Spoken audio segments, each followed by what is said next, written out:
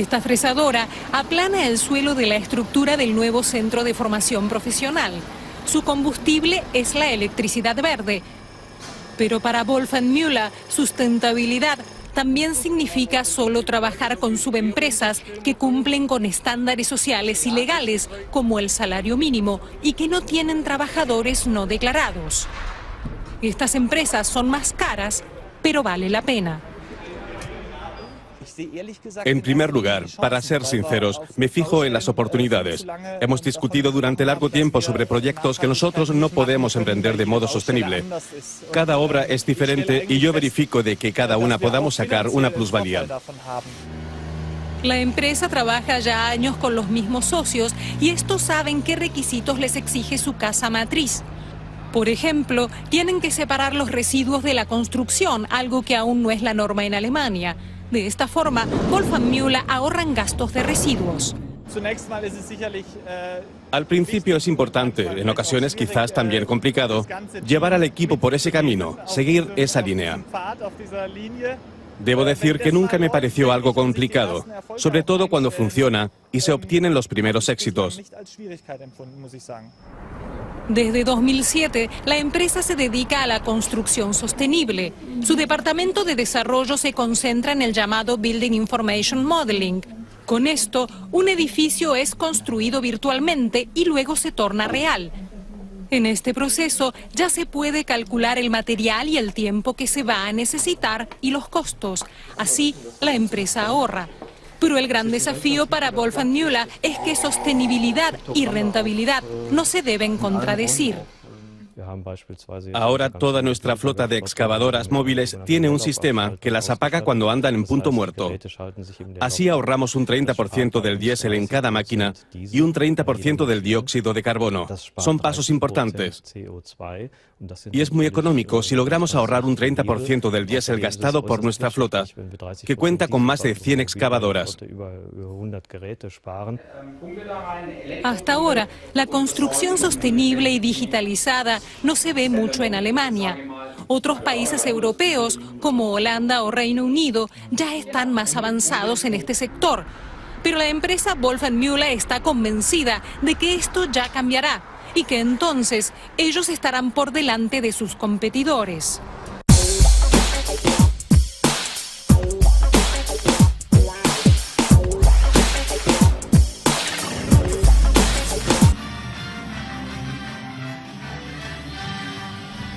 Un animal amarillo con rasgos de felino y de mono y que representa la diversidad de la fauna brasileña.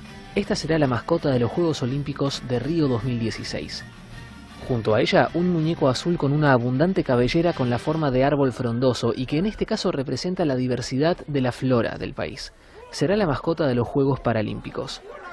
Hoy tuvo lugar en Río de Janeiro la presentación de estos simpáticos personajes. Com certeza.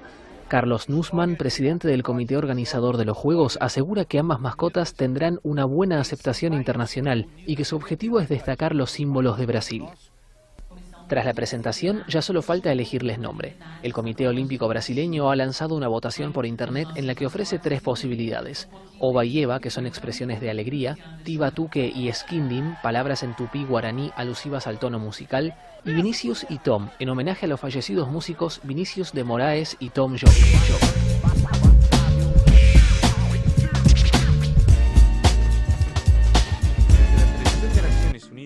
Esto es la ONU en acción. Tap water is the best example or a paradigm of democracy. If you ensure safe tap water for everyone, say in a city, in a country, it means that the pipes are the same for the richest person in that city, in that country, and for the poorest ones. La catedrática de Derecho portuguesa Catarina de Albuquerque es la relatora especial de las Naciones Unidas sobre el acceso al agua potable y el saneamiento. Está decidida a cambiar la vida de millones de personas que a día de hoy viven sin este derecho fundamental. Desde que el Consejo de Derechos Humanos creara su puesto en 2008, Catarina ha recorrido decenas de miles de millas divulgando este mensaje de inclusión por todo el mundo. Hoy, por invitación del gobierno del Brasil, Catarina da comienzo a una visita de 11 días para estudiar las condiciones del acceso al agua potable y de saneamiento en todo el país. There is a national plan. I think that adopting a national plan is the first step to implementing the rights. Los habitantes de Sobradinho, cerca de Brasilia, le explican que disponen de agua y alcantarillado, pero son demasiado caros, a veces hasta una cuarta parte de sus ingresos.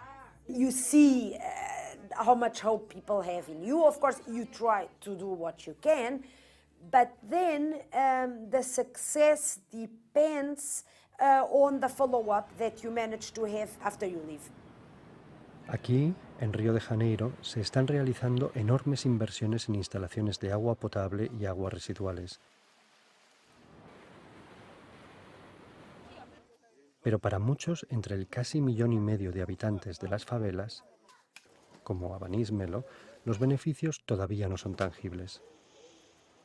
A vida aqui é isso aqui que vocês estão vendo, né? Precária, eles são esquecidos.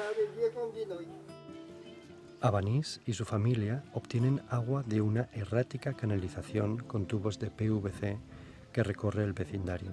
Con todo, hay días en que no llega nada de agua, de modo que tienen que usar estos depósitos improvisados. Lo mismo ocurre en otra área de bajos ingresos, en el extrarradio de Río. The sewage mixing the rainwater and filling the streets where people had to walk to catch a bus, to go to work or to go to school. Reconoce la labor y las inversiones que ha realizado el gobierno, pero le gustaría ver más. La situación actual es inaceptable. Sin agua potable ni saneamiento, otros derechos humanos, incluido el derecho a la vida, resultan inalcanzables. The money is here, the possibility to do things is a reality, but then somehow people not only don't get access to water, they don't have sewage. So what are you doing? You are killing the people. You are slowly killing the people. Su informe completo será remitido al gobierno de Brasil antes de presentarlo al Consejo de Derechos Humanos en Ginebra. En Brasil, a pesar del importante progreso y de la voluntad política, la gente sigue luchando por el derecho al agua potable y al saneamiento. Según Catarina, nadie ha de quedarse atrás. They want it for themselves and they want it for their kids and they believe it is possible and it is possible.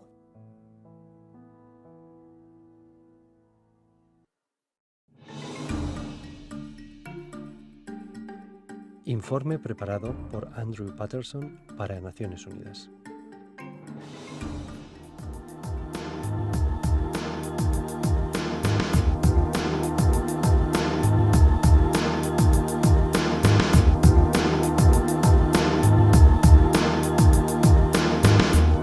Solo un nombre será eterno.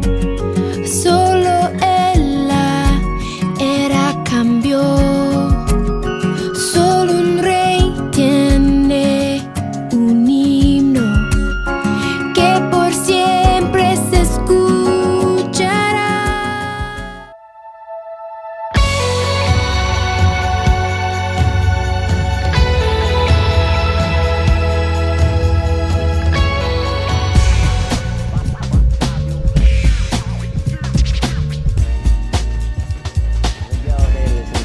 De la ciudad de Guatemala exhuman los restos de los difuntos y los colocan en fosas comunes.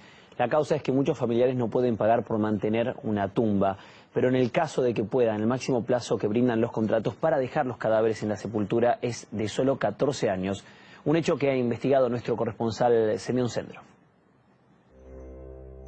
Cabezas, brazos, piernas o esqueletos enteros. Aquí se podría grabar perfectamente una película de terror. En la capital de Guatemala se encontraban hasta hace poco partes de cuerpos fuera de las tumbas, en los pasillos, a plena vista del público y ante la desesperación de los familiares que no podían frenar esta barbarie. La mala noticia se divulgó con tal rapidez que la administración del cementerio prohibió hablar del tema, tomar fotos o grabar vídeos. En ese cementerio guatemalteco los muertos no descansan en paz. Los trabajadores, en vez de cuidar las tumbas, sacan los restos depositándolos en unas bolsas de plástico o a veces hasta incluso los dejan tirados como si fuese una basura.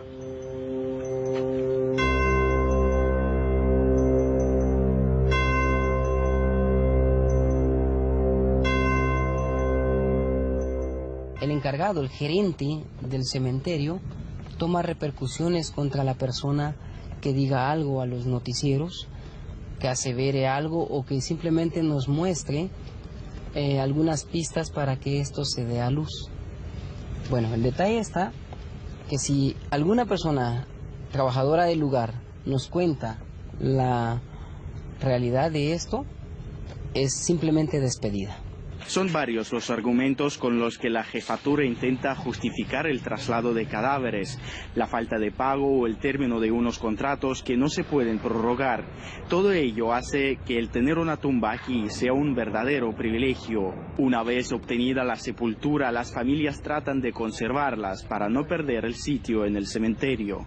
Yo pues ahorita no quise sacar a mi hijo y pasarlo a Osario, ¿verdad? Porque ahí estaba con mi consuegra.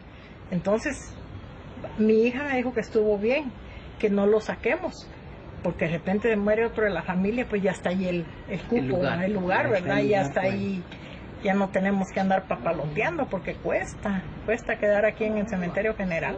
Pero el coste va más allá del dinero, y es que aunque uno sea capaz de pagar por la sepultura, el plazo máximo de contrato es de 14 años. Luego, inevitablemente, los cuerpos de los seres queridos acaban en manos de los empleados, que son a veces quienes los dejan abandonados en medio de un campo. Estas aves saben lo que están esperando, y es que es este preciso lugar donde los trabajadores del cementerio traen los restos de las tumbas que no se pueden pagar. Algunos terminan en enormes pozos. La policía se arriesgó a enseñarnos su ubicación al margen de las peticiones de la jefatura del recinto. Pese al gran tamaño de las fosas comunes, pronto no cabrán más cuerpos. Tenemos de este lado una fosa donde de profundidad tiene 100 metros. Cuando la gente no paga, vienen a sacarlos de los osarios, los empaquetan, los etiquetan, nombre, fecha, familia, los traen y los depositan acá. Un proceso que no hace más que aumentar el dolor por la pérdida de un cercano, pero por muchas lágrimas que se viertan, la administración insiste en sus reglas, algo que queda muy lejos de lo humano. Semyon Sendrov, RT Guatemala.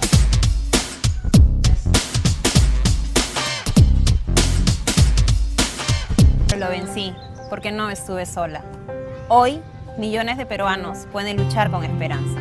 Porque el Plan Esperanza brinda tratamiento cada vez a más peruanos. Porque el Plan Esperanza nos ofrece exámenes preventivos gratuitos. Porque gracias al Plan Esperanza se están logrando más diagnósticos tempranos. Plan Esperanza, la esperanza renace. Hoy más que nunca tenemos esperanza. Ministerio de Salud.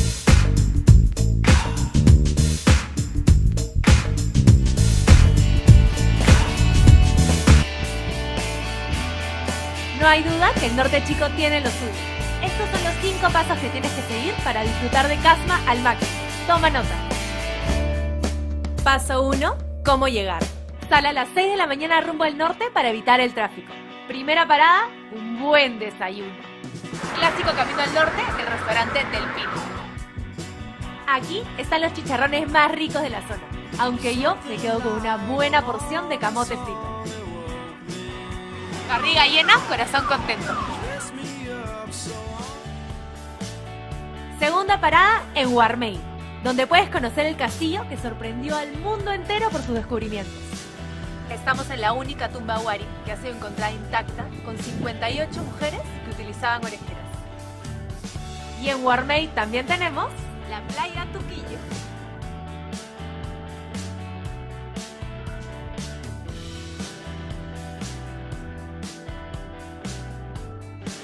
Las playas del norte siempre tienen su encanto.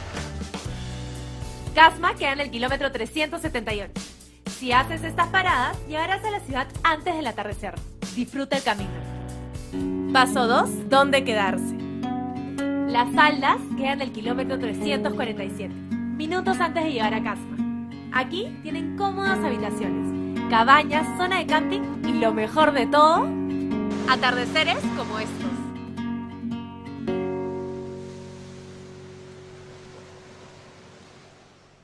En Casma hay para todos: historia, playas y diversión. Paso 3, ¿qué hacer? Llegó el momento de disfrazarnos de arqueólogos.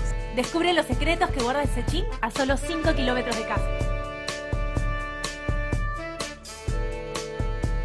O también puedes conocer el observatorio solar más antiguo de América, Chanquillo. Chanquillo es único en el mundo. Ven y descubre por qué.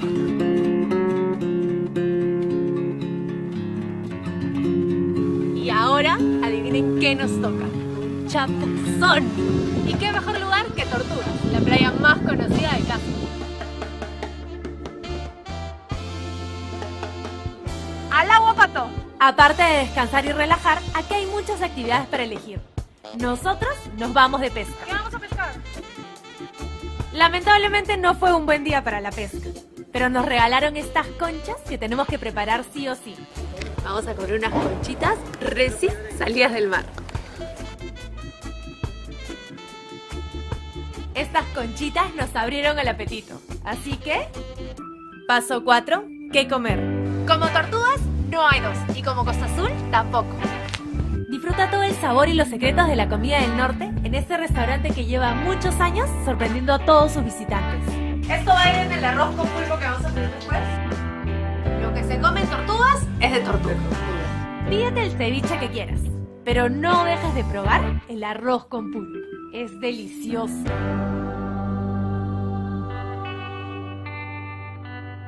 Paso 5, ¿qué te llevas?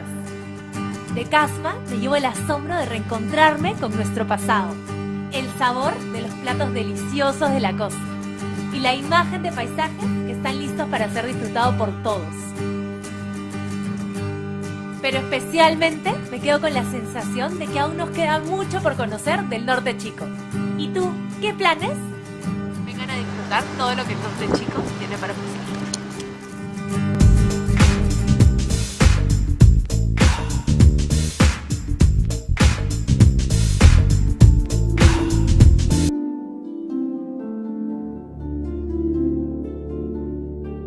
The conflict in South Sudan has uprooted hundreds of thousands of children.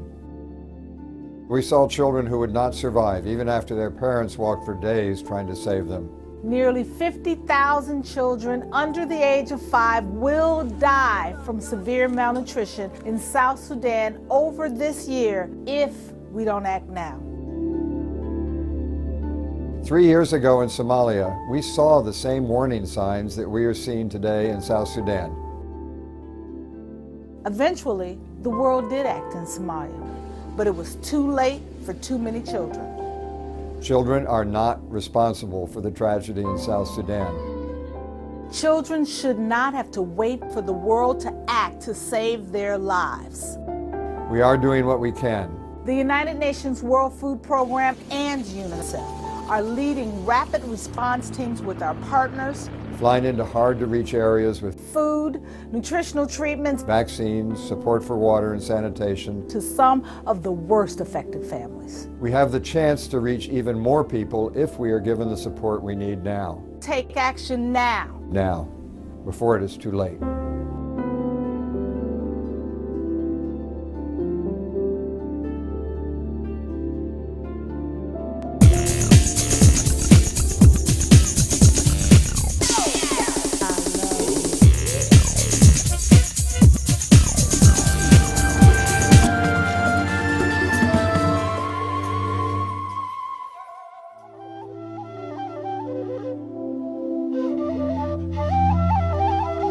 Descendemos por el extremo oriental de los Highlands. El paisaje cambia drásticamente. Las montañas dan paso a extensos valles y aparecen las coníferas, pinos y abetos más propios del bosque mediterráneo que de la idea de selva ecuatorial que solemos tener de Oceanía.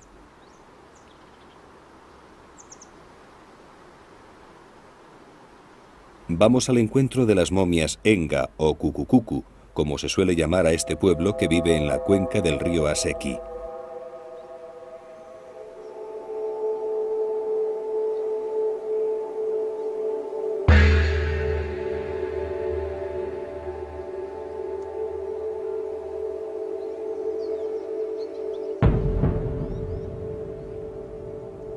En lo alto de la montaña, libre de vegetación, en un abrigo natural al que los nativos llaman la roca sagrada, las momias Enga permanecen inertes presidiendo la vida de los Cucucucu.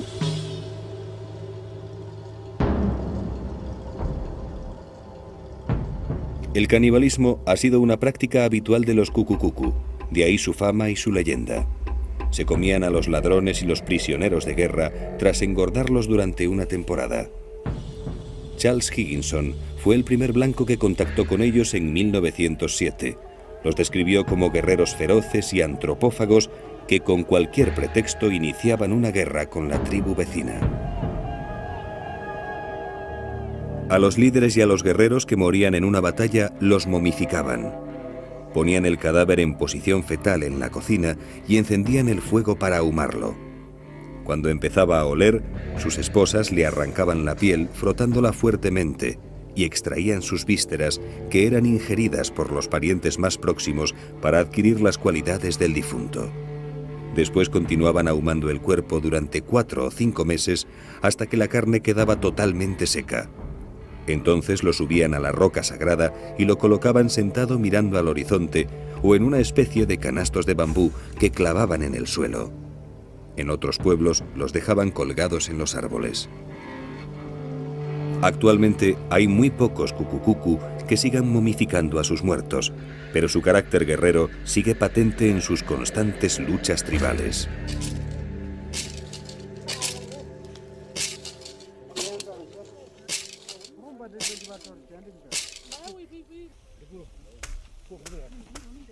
El canibalismo está prácticamente erradicado, aunque no son extraños los casos aislados de ingestión de carne humana en las zonas más apartadas. Hay que tener en cuenta que para estos guerreros la antropofagia era algo habitual hace solo 15 o 20 años.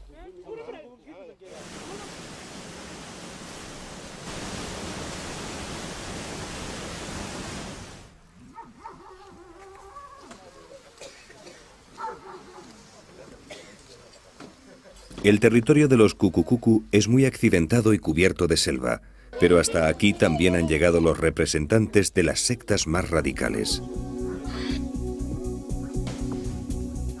Están por todas partes. En Papúa conviven más de 100 iglesias diferentes. Vinieron a partir de los años 50, cuando en PNG había alrededor de 2 millones de nativos prácticamente en la Edad de Piedra.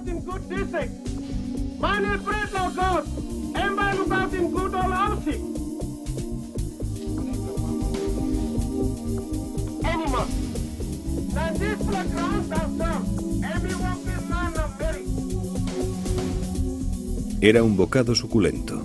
Los misioneros sectarios se lanzaron a la conversión de los infieles pertrechados con sus credos y dioses del mundo occidental en una carrera frenética cuyo nefasto resultado ha sido el desarraigo y la aculturación.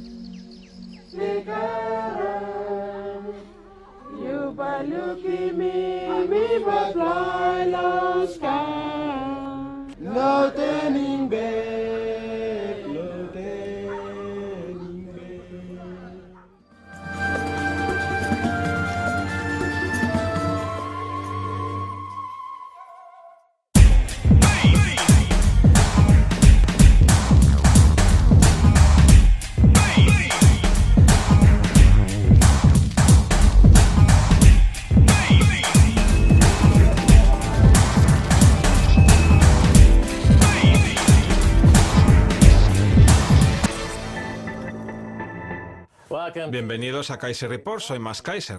Se dice que Pitágoras, el filósofo y matemático de la antigua Grecia, declaró una vez: un hombre no es libre si no puede controlarse a sí mismo. Pues bien, si Pitágoras estuviera vivo a día de hoy y pudiese ver lo que ocurre en Estados Unidos, Australia, Canadá y el Reino Unido, se daría cuenta de que un hombre no es libre si está controlado por el crédito barato y el plástico feo. ¿Stacy? Y en el momento actual ya se predijo en los años 60, coincidiendo con los primeros días del complejo militar industrial estadounidense, cuando empezaron los esfuerzos por controlar a la población. Recuerda, así fue como nació el LSD, como un experimento para controlar a la gente, para lo cual experimentaron con los cerebros de las cabras. Pues bien, Adam Curtis ha echado la vista atrás a esa época para analizar la situación actual y ha averiguado lo siguiente: jerarquía en el Reino Unido, anarquía en el Kurdistán. El artículo es especialmente interesante, pero hay una parte en concreto que me gustaría destacar. Cuando habla de un documental del año 1966 sobre la utopía, en el que el fundador del Instituto Hudson y antiguo empleado de la empresa Rand anunciaba que en el futuro las computadoras grabarían todas nuestras conversaciones y que eso al pueblo le gustaría, porque le daría la sensación de seguridad. Curtis habla en concreto de un experimento llevado a cabo por el psicólogo estadounidense y especialista en conducta B.F. Skinner, el precursor de la psicología conductista, en el psiquiátrico de San Bernardino, para el cual había estado experimentando previamente con palomas. El artículo cuenta lo siguiente. El documental recoge un experimento llevado a cabo en el psiquiátrico de San Bernardino, en California, en el que los pacientes reciben recompensas en forma de dinero de plástico ficticio si mantienen el comportamiento social que los médicos consideran adecuado. Un dinero que luego podrán utilizar en las comidas para conseguir una buena mesa con mantel y flores. En cambio, los que no se comportan como los psicólogos esperan son enviados a las mesas malas. De este modo, en el hospital emerge una nueva y ordenada jerarquía creada a través de un sistema de recompensas en el que los pacientes no se sienten controlados, sino más bien poderosos, porque las recompensas las reciben gracias a su propio comportamiento.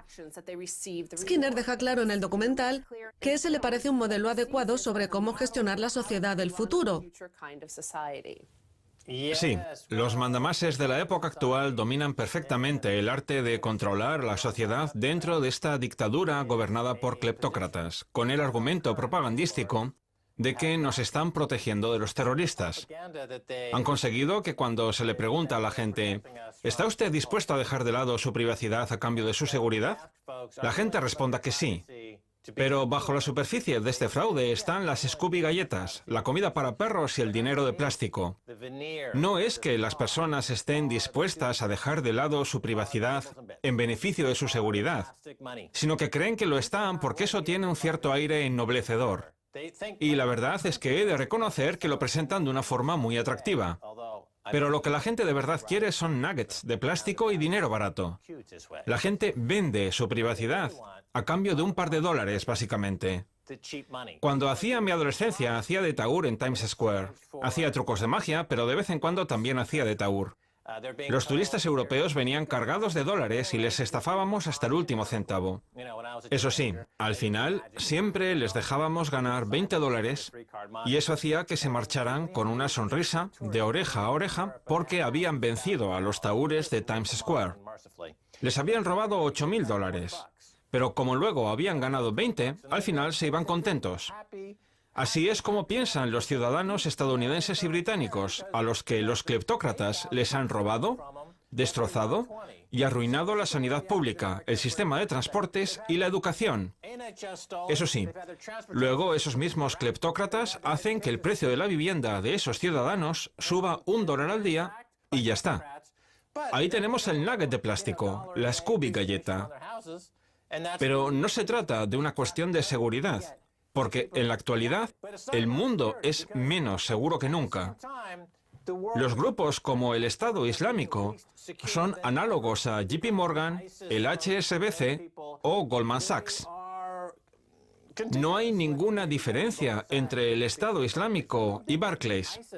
Son entidades prácticamente idénticas. Volviendo al experimento, a los pacientes del psiquiátrico de San Bernardino se les daban unas pequeñas fichas de plástico iguales que las de cualquier casino de Las Vegas. Y gracias a eso, podían controlar a los pacientes y conseguir que su conducta fuera la que los experimentadores buscaban. Adam Curtis señala que desde los años 80, o desde que abandonamos la norma del oro, este sistema se ha vuelto cada vez más frecuente en nuestra sociedad. Se ha creado una utopía que hace que la gente esté siempre dispuesta a hacer lo que se le pide, en este caso a ser ciudadanos y pacientes buenos y tranquilos, a pesar del aumento constante de las desigualdades de riqueza e ingresos. Todo el mundo ha visto algún gráfico sobre las cada vez mayores desigualdades de riqueza y la caída de los ingresos que se ha producido desde los años 70, cuando abandonamos la norma del oro. Entonces, ¿cómo es posible que hayamos sido tan obedientes desde entonces? La versión aceptada por todos es que la derecha neoliberal y el libre mercado han triunfado, pero la realidad quizás sea que nuestro sistema actual está mucho más cerca de ser un sistema manejado por una clase tecnócrata sin ningún interés real en la política, sino más bien en constituir un sistema de recompensas que nos mantenga felices y pasivos y que facilite el enriquecimiento por parte de la élite. ¿Qué es lo que han hecho George Osborne y David Cameron a medida que se han ido acercando las elecciones en el Reino Unido para que los ciudadanos los acepten y se mantengan pasivos? Pues inventarse programas como el Plan de Ayuda a la Adquisición, que ofrecen la recompensa del contrato, o la hipoteca de plástico con la que poder comprar una vivienda y subirse a la escalera de la propiedad. Es el mismo tipo de motivación. Lo más sorprendente de todo, gracias a las revelaciones de Adam Curtis sobre ese documental, es que en los años 60 los tecnócratas dijeran abiertamente que dentro de 30 o 40 años las computadoras permitirían grabar y almacenar cualquier conversación y que se pudieran crear programas informáticos que accedieran a la base de datos de estas conversaciones y seleccionaran palabras y expresiones de una forma que borraría por completo cualquier rastro de privacidad. ¿Y por qué es sorprendente? Porque eso es lo que ha pasado. Las revelaciones sobre la Agencia de Seguridad Nacional que aparecen en el documental sobre Edward Snowden, con Glenn Greenwald y Laura Poitras, directora de Citizenfour, son fruto del trabajo que lleva haciéndose desde hace 40 años. No es algo que venga de 10 años atrás, de los atentados del 11 de septiembre. Lleva pasando desde los años 60. Y lo han conseguido. Sí, Daniel Ellsberg ya reveló información de la empresa RAND hace 40 o 45 años y ahora el que hace las revelaciones es Edward Snowden. Así que podría decirse que se ha cerrado el círculo. En los años 60 se elaboraban documentales privados sobre la utopía del futuro para la élite tecnócrata. Y la verdad es que el modelo ha triunfado porque ahora todos nos sentimos fuertes y poderosos y queremos exportar el modelo de las palomas que están siendo controladas mientras permanecen encerradas en una jaula. Vamos a llevar este modelo de libertad al Medio Oriente, Europa del Este y Asia. Es fantástico, nos sentimos poderosos porque nos están controlando. Los tahúres suelen aprovecharse del narcisismo y la vanidad de la gente. En la actualidad tenemos un equivalente que no es otro que el iPhone o los teléfonos inteligentes, la mejor herramienta narcisista de la historia. Es más que un espejo en el que la gente tuitea el buen aspecto que tiene. Los usuarios de estos aparatos tienen la posibilidad de hacer sus comentarios narcisistas a 100.000, 200.000, 1 millón, 8 millones, 20 millones o 100 millones de personas a la vez.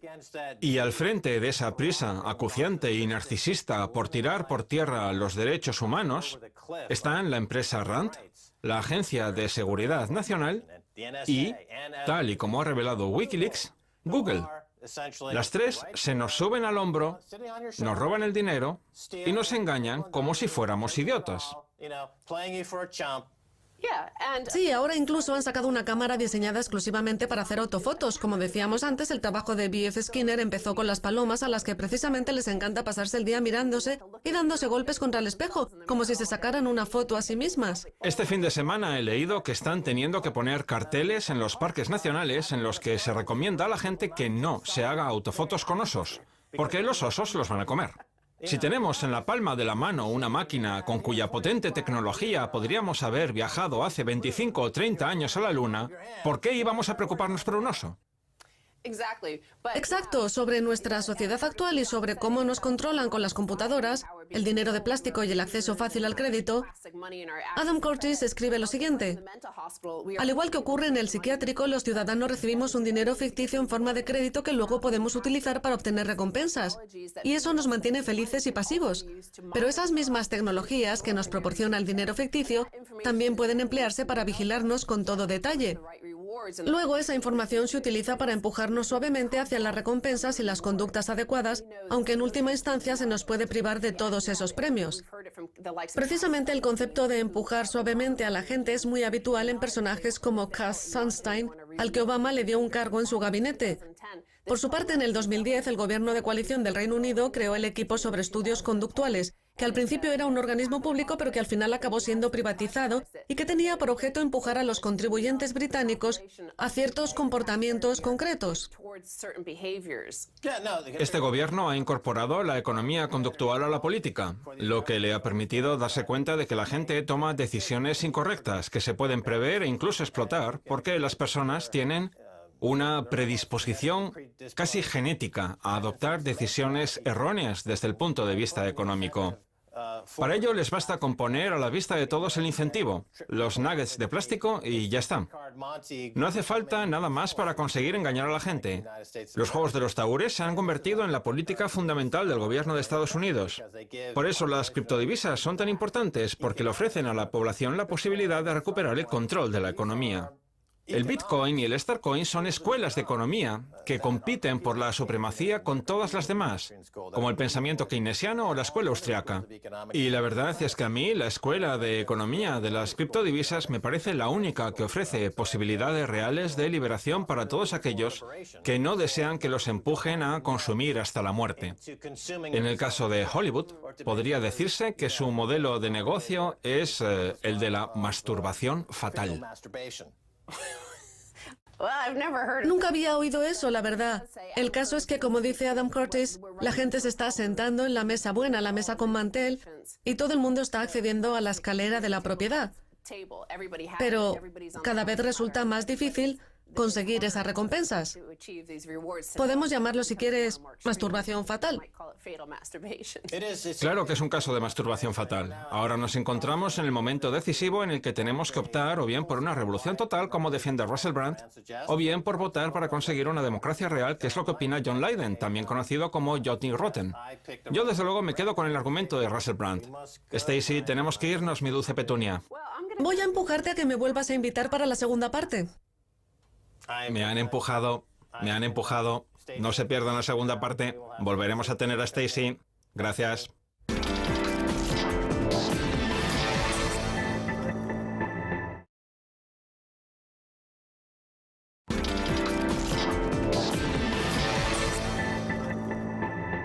Bienvenidos de nuevo a Kaiser Report, soy Max Kaiser. Estoy aquí con Stacy Herbert, que está utilizando la economía conductual para empujarme en varias direcciones. No tengo ni idea de dónde vamos. Me siento como si me empujaran por el tablero de una ouija. ¿Qué va a pasar?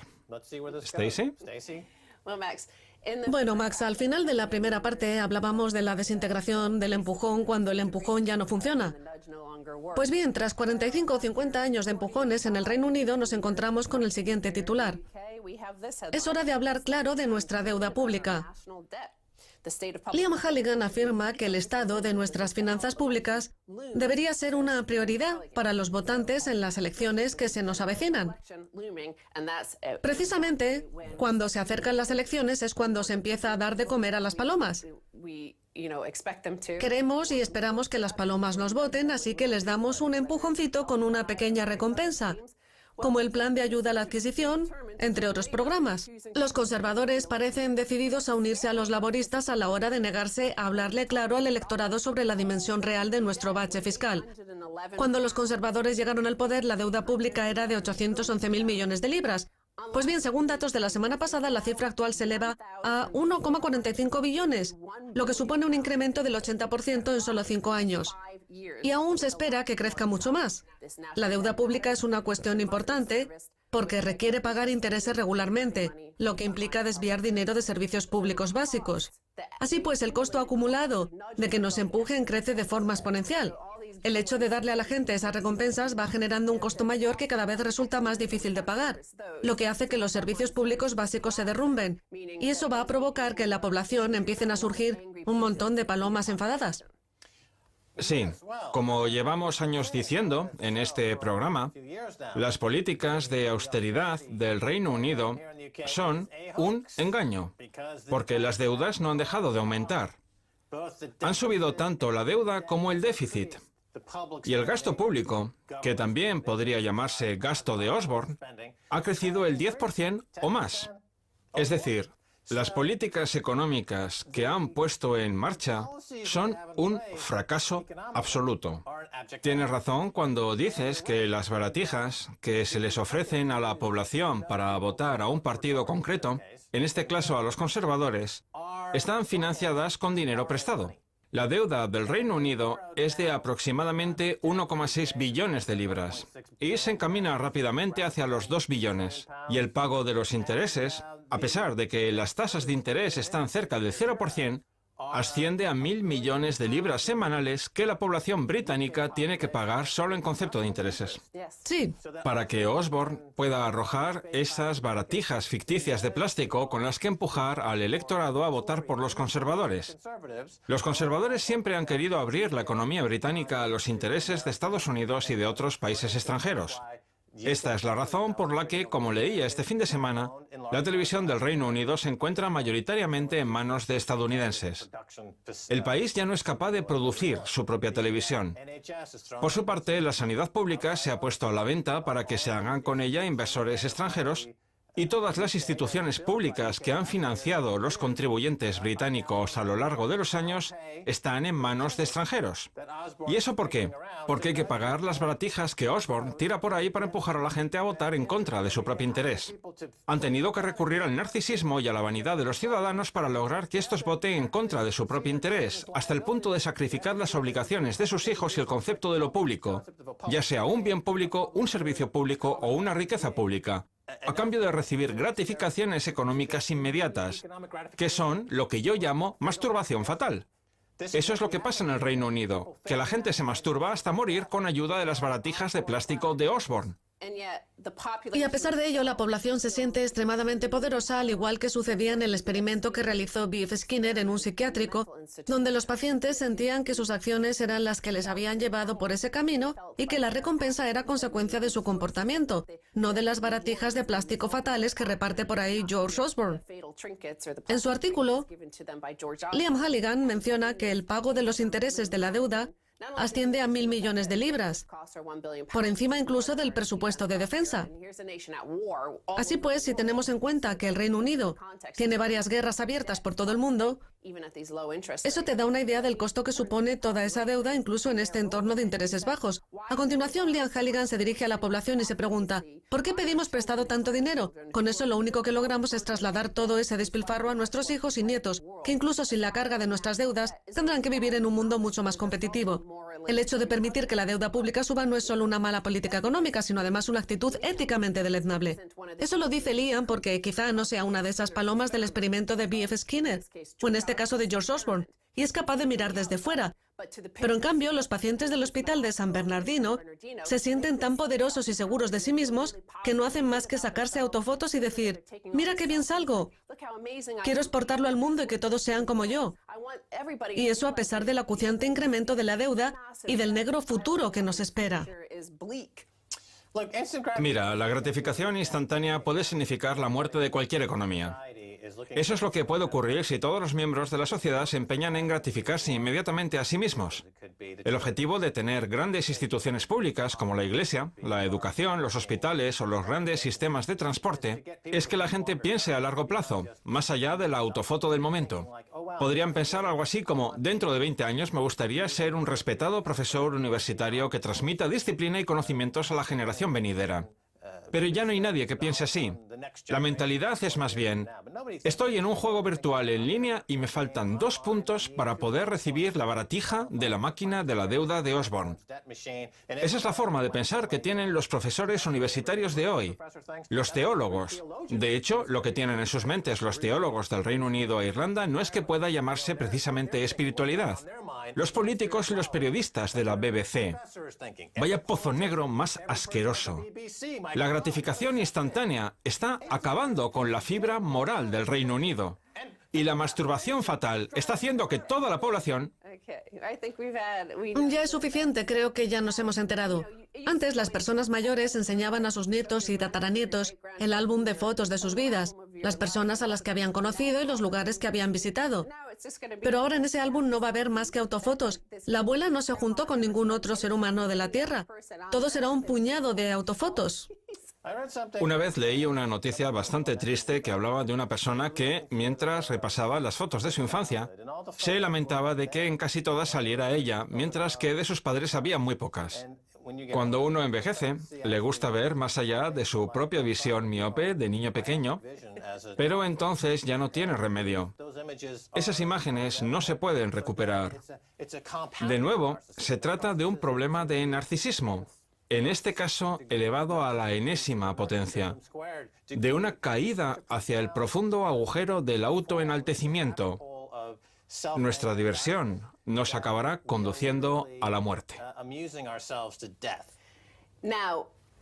Ahora nos sentimos poderosos mientras estamos encerrados sacándonos autofotos en nuestras jaulas para palomas, que podrían ser perfectamente la escalera de la propiedad. Pero también hay cosas en el mundo real, fuera de esa autofoto y de Instagram. Veamos el siguiente tuit. El Reino Unido se encuentra en su periodo más largo de congelación salarial desde que se tienen registros. Año 1855. El tuit viene acompañado de un gráfico en cuya esquina derecha vemos la caída de los salarios reales, que comienza justo cuando empezaron las autofotos. Bueno, en primer lugar, me gustaría resaltar, porque es algo a lo que no se le da la importancia que merece, que nos encontramos en el periodo de congelación salarial más largo de la historia del Reino Unido. Los salarios permanecen iguales o incluso disminuyen en unas proporciones jamás vistas en este país desde hace cientos de años. ¿Y eso por qué pasa? Porque ganarse la vida trabajando implica verse penalizado. Cualquier persona que cobre una nómina y que quiera gastar el dinero que le queda después de pagar sus impuestos en comprarse lo que sea, es decir, lo que es una vida normal, se ve penalizada. En cambio, aquel que no se gana la vida trabajando, sino que se pasa el día en las redes sociales, se está poniendo a la cola para recibir ese premio de casino y convertirse en la clase dirigente gracias a la magia del narcisismo más sofisticado. ¿Cuántas veces suele ocurrir eso cada día? 0. Pero eso no significa que el gobierno no vaya a lograr convencer a la gente de que una economía se construye jugando a la lotería, porque en eso se ha convertido la economía británica, renunciando a los empleos de verdad y jugando a la lotería de narcisismo. Además del verbo empujar, también tenemos el verbo aporrear, que es lo que hace el gobierno estadounidense con su crédito de plástico, que está por todas partes. No olvides que los bancos están teniendo problemas para prestarle dinero a la gente, y la gente para tomarlo prestado. Veamos una noticia que hemos conocido este fin de semana. La ley permite que la Hacienda estadounidense intervenga las cuentas basándose en meras sospechas. No hace falta que haya delito. Sabemos que eso es lo que hace la policía amparándose en las leyes sobre decomiso civil, y ahora Hacienda se ha unido a la fiesta. El gobierno se ha servido de una ley diseñada para atrapar a traficantes de droga, mafiosos y terroristas para vigilar el dinero de los empresarios y los asalariados del montón, sin pruebas concluyentes de que esas personas hayan cometido un delito grave. Solo meras suposiciones. El gobierno puede incautarse del dinero sin ni siquiera presentar una denuncia, dejando que sean los dueños quienes demuestran su inocencia. Muchos de ellos desisten. Hay un montón de ciudadanos de clase media que han ingresado $8.000 en el banco y que han visto cómo Hacienda se hacía con ese dinero, presuponiendo que era ilegal. Por ejemplo, Hacienda se ha hecho con los $500.000 de una familia que tenía un negocio de venta de golosinas a pie de playa y que llevaba ahorrando ese dinero durante 3 generaciones. Hacienda se ha quedado el dinero y la familia lleva años sin poder recuperarlo. Eso es lo que pasa cuando la emisión de moneda deja de funcionar, que ese dinero diseñado para pagar las baratijas se agota por culpa de la inflación. Algo que no quieren que ocurra, así que se están viendo obligados a robar a los demás participantes de este factor X de la destrucción. Las baratijas que se lleva el ganador del factor X de la destrucción les han sido robadas anteriormente al resto de participantes. Es decir, no solo nos vemos obligados a participar involuntariamente en este factor X de la destrucción, sino que además, si no salimos ganadores, y el ganador suele ser el más corrupto, no solo es que perdamos, es que nos quedamos sin nuestro patrimonio por culpa de las leyes sobre decomiso civil, y ese dinero se emplea para pagar las baratijas del mal llamado ganador. Así es. Si los $500.000 de esa familia hubieran sido en concepto de deuda, entonces el gobierno sí que estaría contento porque eso es lo que pretende. Empujar a la gente hacia la deuda para tener que pagar intereses todos los meses a JP Morgan, Goldman Sachs y el Bank of America. En cambio, como esos $500.000 pertenecen a los miembros de esa familia, Hay que castigarlos. Y las palomas y los que están en la mesa buena, la del mantel, los señalan con el dedo y dicen, deben de haber hecho algo mal, seguro que tenían algo que esconder. Por eso las computadoras y la Agencia de Seguridad Nacional se han llevado su dinero porque han hecho algo mal. Yo estoy sentado en la mesa buena y ustedes en la mala. ¿Se siente? Así es, en Auschwitz había carteles con el lema «El trabajo los hará libres». Pues bien, en el nuevo Auschwitz, el digital, el de Google, la frase es «La deuda los hará libres». Max, este ha sido uno de tus mejores programas. Ha sido un buen episodio, gracias a los empujones de Stacy. Ahora me veo empujada a decir adiós. Hasta la próxima. Adiós.